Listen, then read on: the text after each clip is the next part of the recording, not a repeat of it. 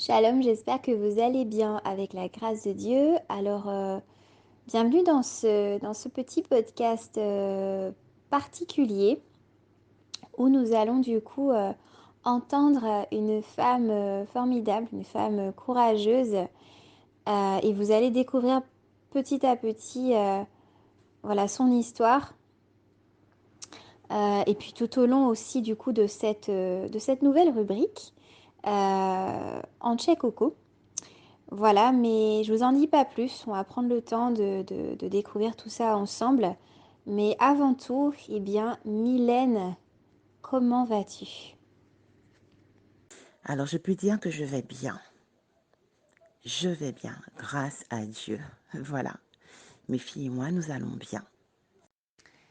Alors, merci beaucoup, Mylène, pour ta réponse. Merci également au Seigneur pour tout ce que tu t'apprêtes à nous partager. Alors, Mylène, tu avais témoigné il n'y a pas si longtemps que ça, en 2021, pour la rubrique Comment j'ai rencontré l'amour sur le blog. Et tu avais témoigné avec ton époux Jean-Paul, voilà, par rapport à votre couple, et également que vous traversiez une épreuve et que c'était l'épreuve de la maladie. Il y a eu un deuxième article que je n'ai pas pu publier, puisque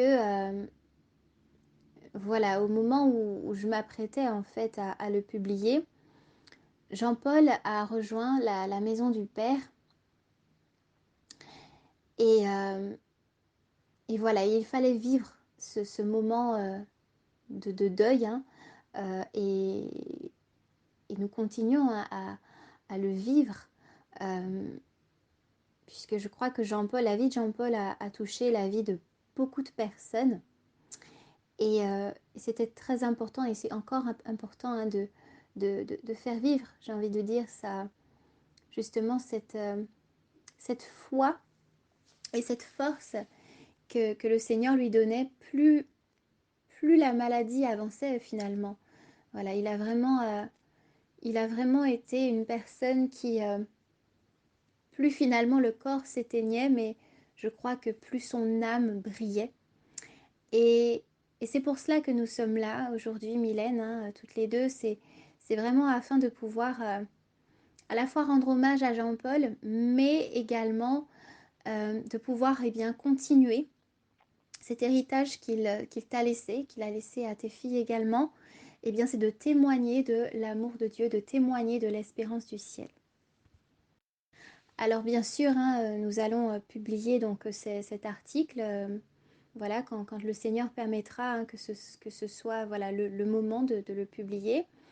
Nous allons également publier d'autres choses, hein, voilà, par la suite, des, des- des- des messages de Jean-Paul qui lui ont été inspirés. euh, dans ces derniers jours sur cette terre, hein, mais nous croyons qu'il est vivant, puisque voilà, Jésus nous dit dans sa parole, je suis la résurrection et la vie, celui qui croit en moi, même s'il meurt, vivra. Voilà. Donc, voilà, donc nous allons publier ces choses-là en leur temps, hein, quand ce sera le temps.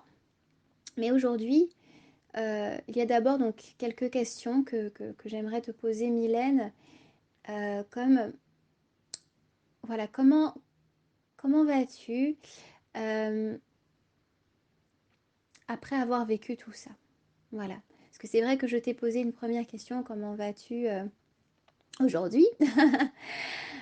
Mais comment vas-tu après tout ça? Voilà, ce sera ma première question. Comment as-tu vécu en fait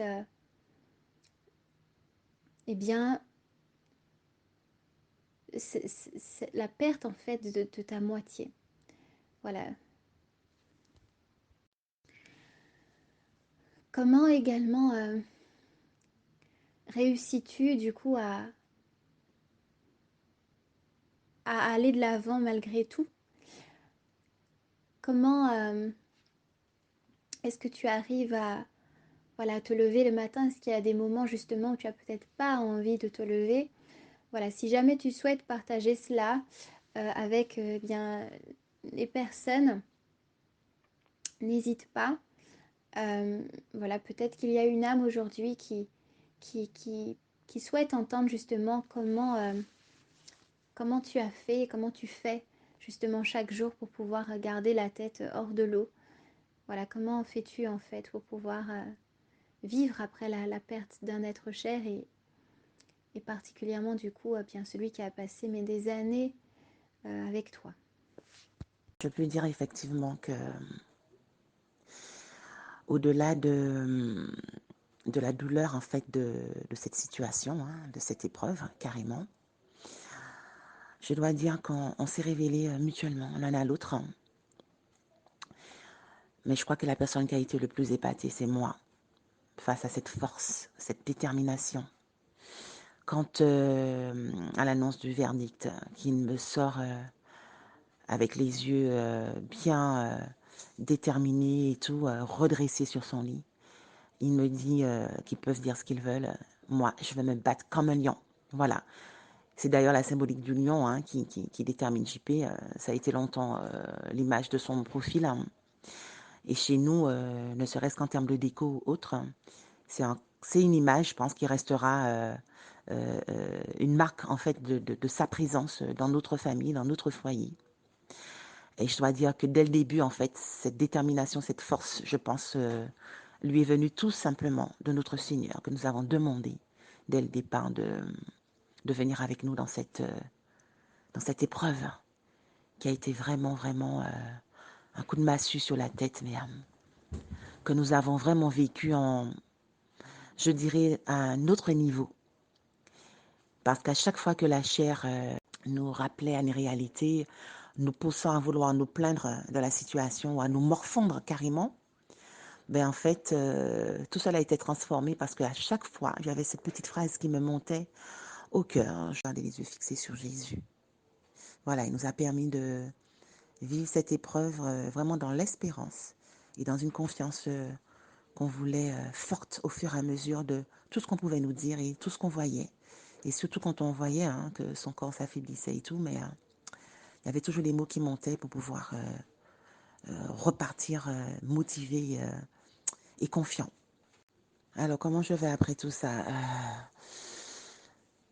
c'est très particulier à décrire mon état d'esprit.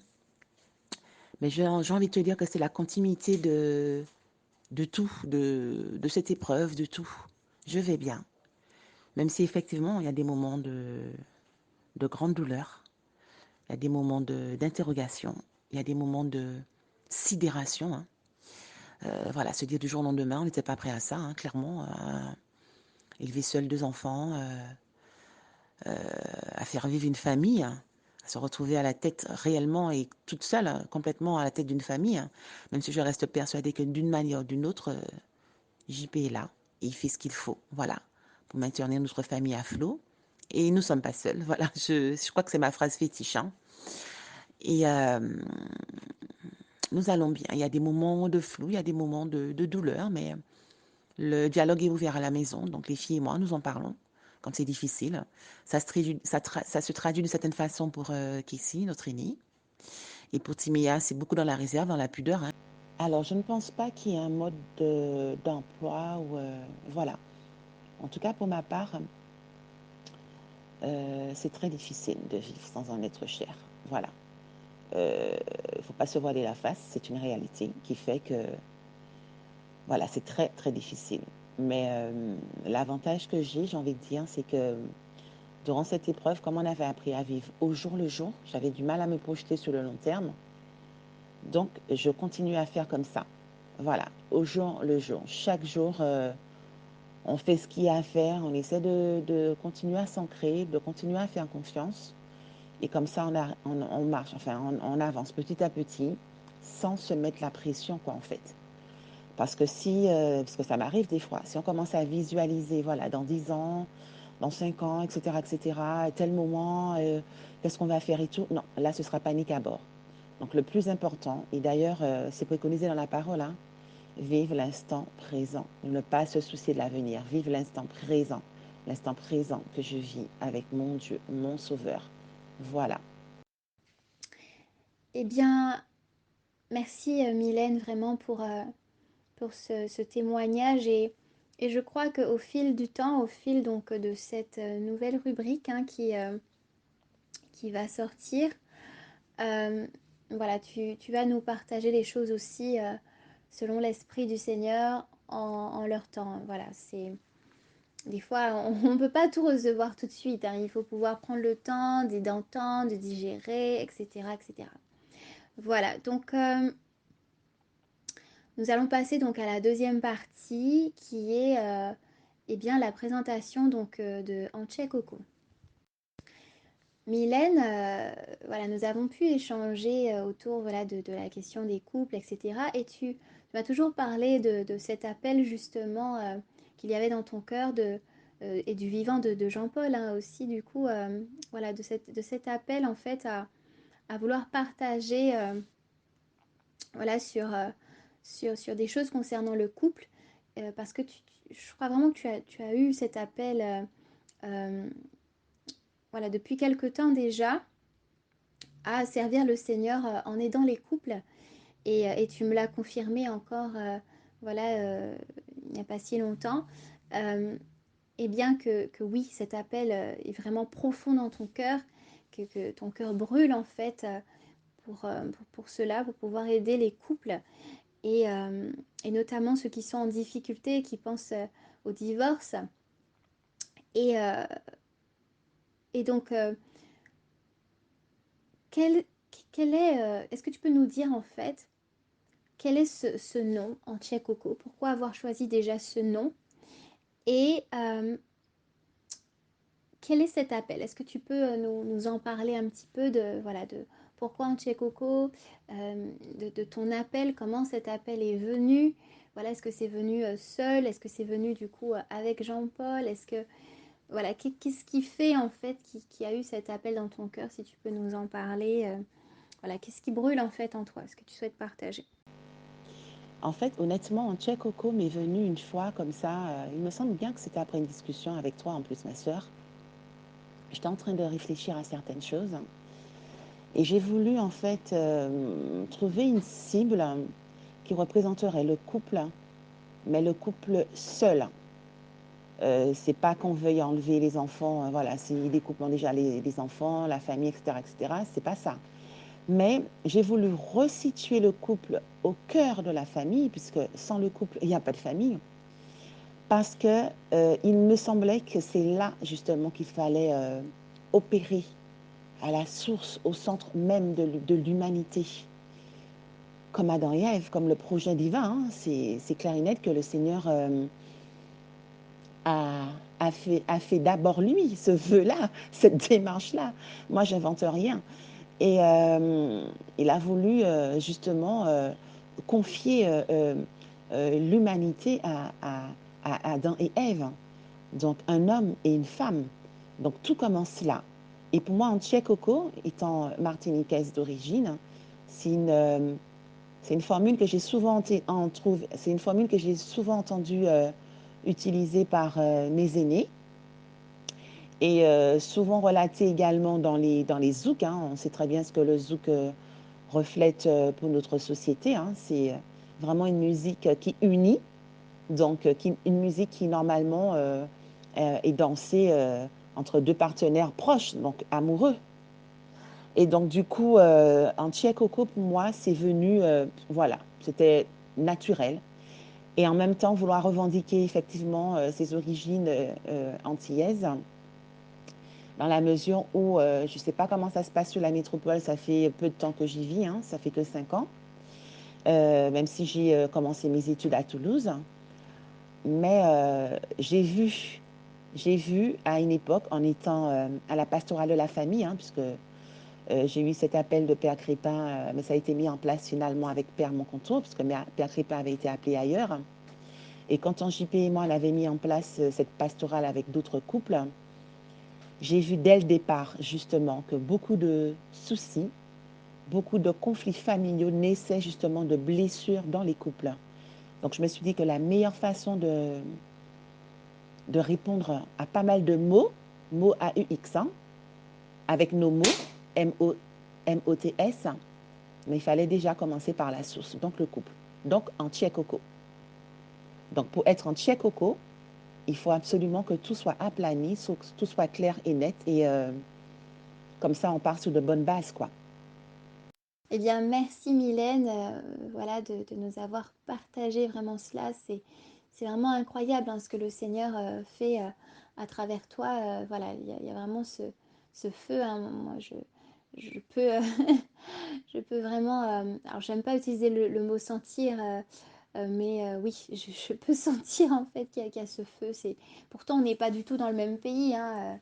Voilà, il y a une belle frontière qui nous sépare. Il y a une belle manche qui nous sépare. Et pourtant, ce feu, il est là, il est bien là. Et Dieu sait combien ton cœur est brisé et souffre. Mais je crois que le Seigneur utilise cette souffrance comme un canal pour pouvoir eh bien, voilà, diffuser son amour. C'est, c'est, c'est incroyable, mais je crois que c'est ce qu'il est en train de faire. Et c'est ce qu'il va continuer à faire à travers du coup cette œuvre, que cette cause, et j'ai envie de dire aussi que tu souhaites mener, voilà, ce service. Alors Mylène, nous allons conclure, mais avant de nous quitter, j'aimerais savoir si tu as une parole d'espérance pour quelqu'un qui a perdu un être cher et qui peut-être n'arrive plus à retrouver le goût de vivre. Voilà, quelqu'un qui n'arrive plus en fait à se lever le matin, qui, qui ne croit plus en l'avenir, qui peut-être voilà, vit dans une maison qui lui rappelle plein de souvenirs, mais la personne n'est pas là, etc. Quelle parole d'espérance pourrais-tu adresser à cette personne? Et puis, j'aimerais également savoir, voilà, si tu avais une parole d'espérance pour, euh, pour une âme, en fait, qui peut-être est mariée et sur le point de quitter justement son foyer, euh, voilà, qui n'en peut plus, puisqu'il peut-être pense au divorce, justement. Quelle parole d'espérance pourrais-tu également adresser à cette personne? Voilà. Alors, pour ce qui est de la parole d'espérance que je pourrais donner à quelqu'un qui vient de perdre un être cher, ben, figurez-vous que 2 mois avant le départ de Jean-Paul, ma sœur a perdu son époux. Donc, nous sommes veuves à pratiquement 2 mois d'intervalle. Donc, j'ai dû, euh, sur les dernières semaines de vie de Jean-Paul, épauler ma sœur, qui était dévastée, hein, clairement, qui l'est encore, mais beaucoup moins maintenant, parce qu'elle n'a pas d'enfant. Et son mari, c'était son tout, quoi, en fait. Donc, moi, je sais que la seule parole d'espérance que je lui ai donnée et qui lui a permis, au bout d'un moment, de ne pas être tout le temps dans les pleurs et dans l'affliction, je lui ai dit, il me semble que tu as la foi. Et si tu as la foi, malgré ta douleur, tu dois continuer à faire confiance à Dieu.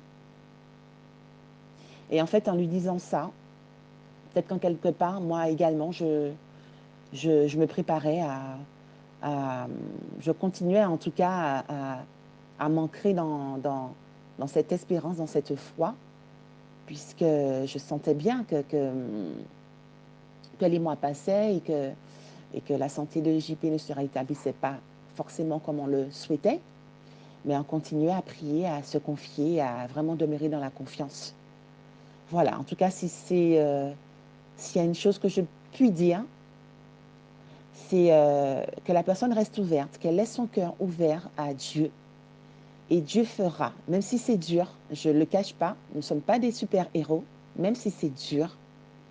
Mais si on continue à dire, Jésus, j'ai confiance en toi, ou quand c'est très difficile, moi je sais que quand je pleure, quand je pousse des cris et tout, je lui dis, écoute, là, j'ai atteint mes limites, c'est trop difficile, alors fais. Je t'abandonne tout, fais. Mais je peux vous dire qu'il prend toute la place. Hein. Il prend toute la place. Et des fois, on ne comprend pas pourquoi on sourit ou pourquoi on a le cœur léger alors qu'on est en train de vivre des choses difficiles. Et puis Jean-Paul a été tellement, mais tellement courageux à travers tout ça, que j'ai reçu aussi au fond de mon cœur que le plus beau témoignage qu'on pouvait lui faire, en tout cas mes filles et moi, c'était d'être aussi forte que ce qu'il nous a montré durant cette épreuve. Si je dois donner une parole à un couple en instance de divorce, ou à un couple avec l'un des deux malades, ou un couple qui rencontre de grosses difficultés et qui n'y croit plus, tout simplement, j'ai envie de vous dire, hein, comme on s'était dit à Jean-Paul et moi, rappelez-vous ce qui vous a unis, tout simplement. Rappelez-vous ce qui vous a unis, ce qui vous a plu chez l'un ou l'autre quand vous vous êtes rencontrés, Ce qui a fait que c'est cette femme que tu as choisie. Ce qui a fait que ça soit cet homme que tu aies choisi. Parmi tant d'autres. Ça pouvait être un autre. Ça pouvait être une autre femme. Ça pouvait être un autre homme. Et pourtant, c'est moi, c'est toi que tu as choisi. Donc rappelez-vous pourquoi vous avez choisi cette personne au lieu d'une autre. Et bien souvent, on s'éloigne par rapport aux aléas de la vie, par rapport à des choses qui n'ont pas été réglées, et des fois qui n'ont rien à voir avec le compagnon, hein. Des fois, c'est personnel, mais en mettant tout ça en commun avec l'autre, avec le vécu de l'autre aussi, hein, qui doit se construire également avec notre propre vécu, ce qui fait qu'il y a souvent des choses qui s'entrechoquent et on ne trouve pas les solutions. Il faut déjà, je pense, hein, il faut déjà régler ses propres problèmes. Si on a des soucis, je ne sais pas moi, si on a une blessure d'enfance liée peut-être au pardon, liée au manque d'amour, liée au manque de reconnaissance, il faut déjà faire ce travail sur soi pour pouvoir guérir de cela, pour être en paix avec l'autre. Parce que très souvent, les couples se retrouvent dans des conflits, dans des guerres. Pour la plupart du temps, ils ne sont pas à l'origine, quoi. Donc, rappelez-vous ce qui vous a uni une fois. Rappelez-vous ce qui a fait la différence pour cet homme ou cette femme que vous avez choisi. Eh bien, merci beaucoup Mylène. Nous rendons grâce à Dieu vraiment pour cette boule d'amour qu'il nous a donnée aujourd'hui hein, à travers ben, toi, son enfant. Euh, Vraiment, nous adressons nos plus sincères condoléances à toutes les personnes qui ont perdu un être cher. Et vraiment, gardons la foi que, voilà, gardons cette espérance que nous reverrons ces personnes un jour, puisque nous croyons en Jésus-Christ. Et je répète, Jésus a dit, je suis la résurrection et la vie. Celui qui croit en moi, même s'il meurt, vivra. Alors nous savons vraiment que quand nous nous quittons en fait ici sur cette terre, nous savons que nous allons nous revoir un jour dans cette éternité. Ce sera pour toujours. Voilà, ce que nous endurons ici est pour un temps. Mais, et ça fait mal, hein. Je ne sais pas si le contraire, ça fait hyper mal. Mais nous croyons en cette espérance du ciel et nous avons cette espérance du ciel, pardon, et, euh, et c'est ce qui permet également de tenir, voilà, c'est ce qui permet de tenir, de tenir ferme dans les épreuves, de se relever petit à petit. Et voilà, vraiment que le Seigneur vous bénisse tout un chacun. Et puis Mylène, eh bien, nous avons hâte eh bien, de pouvoir te retrouver bientôt. Alors, que ce soit par écrit ou par podcast, peu importe comment le Seigneur permettra, voilà, de quel format qu'il nous inspirera. Mais l'essentiel, c'est que voilà, le contenu, en fait, puisse bien aider au moins une âme. Voilà, soyez bénis au nom de Jésus. À très bientôt, Mylène. Voilà, Dieu vous aime. Bien, merci à toi, Ingrid, pour déjà hein, l'idée de ce blog. Hein. Je pense que vraiment, qui a... Je vois ce blog comme une queue avec plusieurs petites têtes tentacules hein, qui permettra à tout un chacun de se retrouver, hein, que ce soit de façon individuelle, que ce soit au niveau du couple, que ce soit au niveau de la famille, peu importe. Euh, voilà, je bénis le Seigneur déjà pour cette démarche et toi aussi, hein, on te remercie pour ta grande motivation parce que peut-être que certains auraient déjà baissé les bras, hein, mais tu restes toujours aussi déterminé. Donc vraiment, je bénis le Seigneur pour ça. Et JP et moi, nous avons eu cette vocation effectivement depuis un moment. Donc, bon, je veux pas dire malheureusement parce que quand on est confiant dans le plan de Dieu, on ne peut pas parler de malheur. Donc, j'aurais voulu effectivement vivre ça avec lui, hein, cette mission pour les couples. Mais je sais que d'une manière ou d'une autre, de toutes les façons, il mènera cette mission avec moi. Mais lui, en haut lieu, voilà, avec notre Sauveur et de façon beaucoup plus haute, puisque ce sera fait pour lui au niveau spirituel. Donc, donc voilà, c'est avec plaisir que je te retrouverai, ma sœur, sur d'autres volets, sur d'autres questions. Et puis, bon vent à Tché Coco. À bientôt. Bye.